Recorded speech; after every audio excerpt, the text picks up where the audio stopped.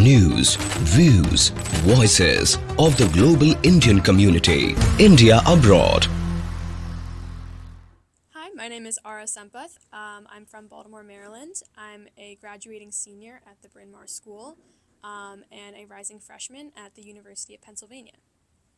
Hi, I'm Shreya. I'm also a senior at the Bryn Mawr School. I will be attending Virginia Tech for computer science and mechanical engineering. I can go first. So one of the things that we talked about, which is super important, is the representation that we need to see in either in Congress or Senate or anything involved in like politics or just any field other than STEM, really. I think it's important for youth to understand that there are people who are trying, there are people who want to be, and them going into these types of topics are super, super important. I also feel like for us, for our generation, representation means almost everything to us. And so seeing all these people, this room filled with so many Indians here, I think it makes us feel really passionate about what we are passionate about, obviously, but also it makes us feel validated that what we want to study, what we want to do, what we are passionate about also matters. I would say, building off of that, I think our generation has a lot of passion. We have a lot of changes that we want to see and that we hope to make in the next few years. We have so many different areas that we're passionate about, and there are a lot of things that youth are already doing.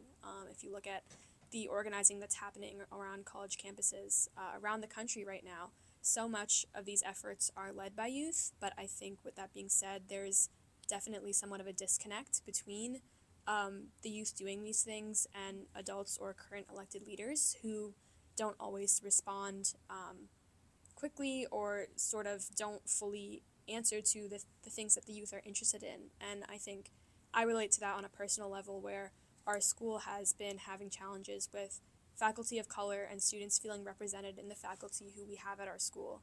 And that's an area where students are doing a lot of work and trying to, there's students putting together a petition right now to help faculty feel more supported. And I think, trying to start those conversations between the people who are currently in charge and the students who are kind of rising up as the next generation of leaders to communicate more clearly and figure out how can we collaborate effectively in order to accomplish these shared goals that we have, as well as, our separate goals. How can we create support for each other and better understand the perspectives that the other. A lot of students are currently protesting with various forms of sit-ins in order to try and demand the school to divest from Israel with the Israel-Gaza war that's happening in Gaza right now. And I can speak to the college that I'll be attending, the University of Pennsylvania. We had an encampment of a decent size until just a few days ago where it was cleared and several people were arrested by officers. So I think that's just one example of where, students are trying to make their voices heard. And I feel like the Penn administration actually did a fair job of trying to address their concerns. I think with different universities, the response of administrators has been vastly different, as well as kind of considering the role of law enforcement with, police getting involved. How do you sort of treat students who are using their right to free speech, their right to express their desire or have criticisms of campus, while also ensuring safety for all people within the campus, students, people outside in the city who are being affected. So I think there's a lot of needs to balance. I think that it's also, I think the more that you oppress the students, the more that you push back, the more that we will also push back.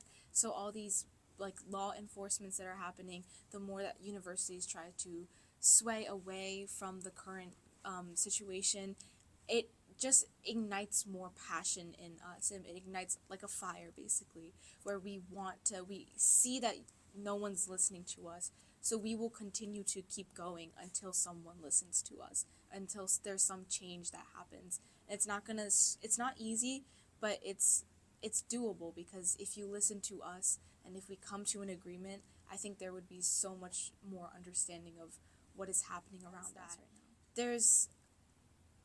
There's so much. We are doing everything that we can to tell the administration that we are not the people, the people who have the right, this is our constitutional right to be talking about these matters, to be telling them that we don't really want this to be, we don't want you to support Israel, but they're not listening to us. So I think the main thing is, I think that what the Biden administration needs to do is definitely start listening to the students, because even though we're students, that does not mean we do not understand.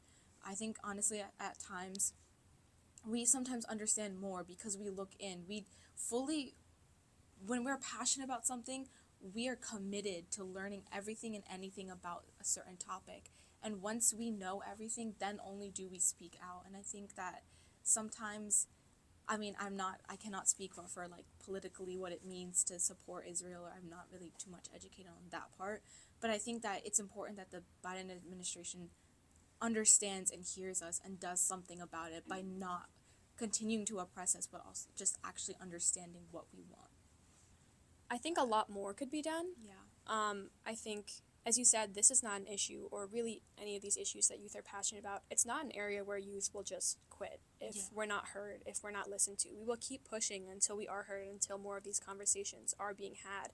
And I think with the upcoming election, Biden's stance on the issue is going to affect the young voter population. I think, as someone mentioned on the panel, people who voted for Biden in 2020 are potentially less likely to vote for him in 2024 if this issue is one that is important to you. And I would say, for me personally as a voter, it is. I think this is an area where I'm not sure what the outcome is going to be, because I feel like this is an area where not necessarily either of our primary candidates really represent the young vote's stance on this issue. But I think it's one where, even on a local level, I think it's something that's going to continue to be pushed for, to be talked about. And I know some leaders are having those conversations.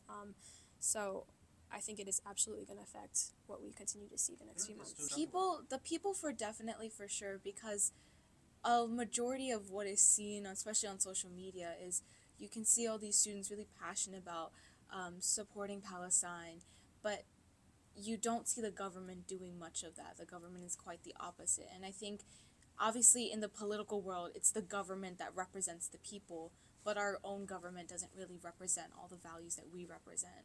And so the people want something different than what the government does. And I think there's a conflict that's kind of the conflict within our own country that's going on right now, where they're not able to understand us and we're not able to understand them.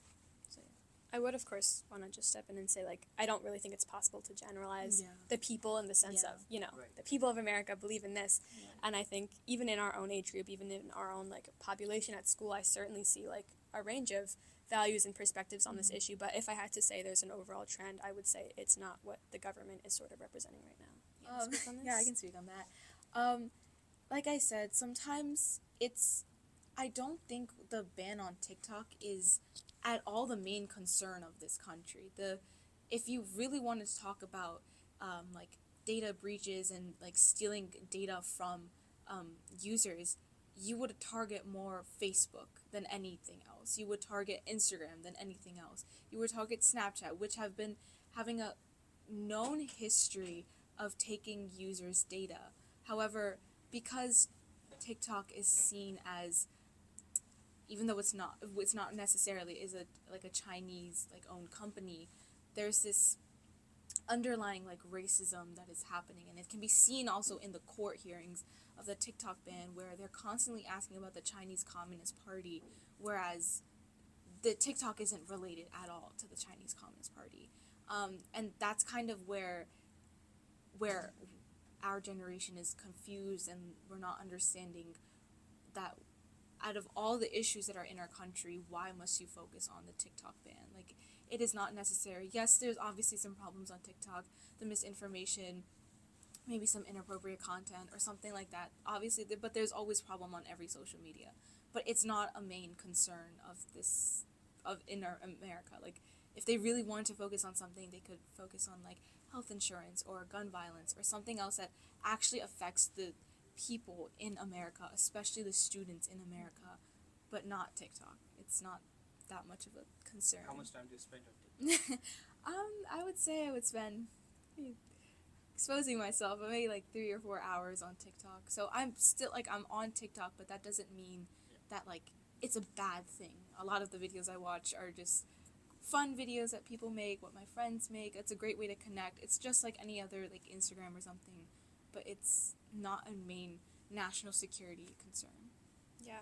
I personally actually don't own TikTok, but I would say, just speaking to a lot of my friends, it's pretty common. I think there's a range. I wouldn't say every teenager has TikTok or even any social media. But of course, it's one of the easiest and most straightforward ways to reach young people. And I think rather than trying to ban TikTok, it could be more effectively used. Like sure I said, putting more measures against misinformation, trying to promote, real helpful information that can help educate students on different issues impacting this country. And I think TikTok can continue to be used as a tool towards our democracy rather than, trying to take it down. I think that just contributes to a lot of what we see with censorship of information and trying to I think information is a tool at the end of the day, and it helps you kind of make progress towards issues that are important to you. And so I think taking information away is never the answer. It's never going to help solve any of our problems. Yeah.